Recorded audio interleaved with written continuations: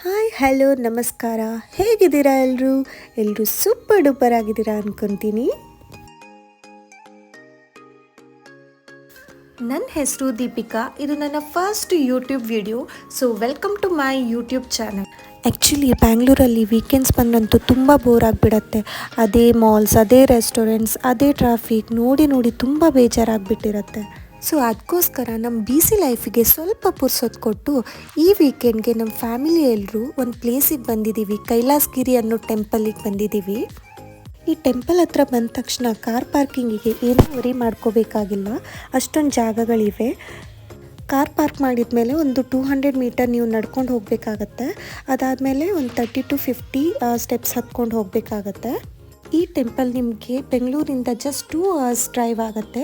So Chikkaballapur district Chintamani ಅನ್ನೋ ಪ್ಲೇಸಲ್ಲಿದೆ.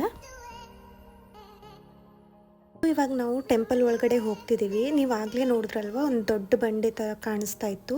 ಆ ಬಂಡೆಯನ್ನೇ ಇವರು ಕೆತ್ಬಿಟ್ಟು ಗೇವ್ ಥರ ಮಾಡಿದ್ದಾರೆ.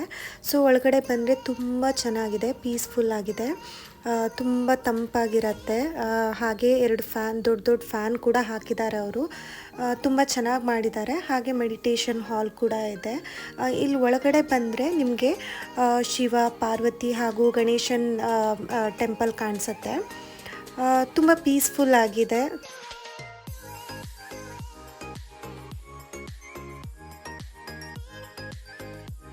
ಹಾಗೆ ಕೆಳಗಡೆ ಬಂದರೆ ಅನ್ನದಾನ ಕೂಡ ಮಾಡ್ತಾರೆ. ಸೊ 1:30 to 3ವರೆಗೆ ನಿಮಗೆ ಊಟ ಕೂಡ ಸಿಗತ್ತೆ. ಹಾಗೆ ಟೆಂಪಲ್ ಹೋಗೋ ದಾರಿಯಲ್ಲಿ ಈ ಥರ ವ್ಯೂಸ್ ಸಿಗುತ್ತೆ. ಸೊ ಇಲ್ಲಿ ಬಂದು ನೀವು ಫೋಟೋಸ್ ತೆಗೆಸ್ಕೋಬೋದು, ಹಾಗೆ ರಿಲ್ಯಾಕ್ಸ್ ಕೂಡ ಮಾಡ್ಬೋದು ಅಲ್ಲಿ ಕುತ್ಕೊಂಡು.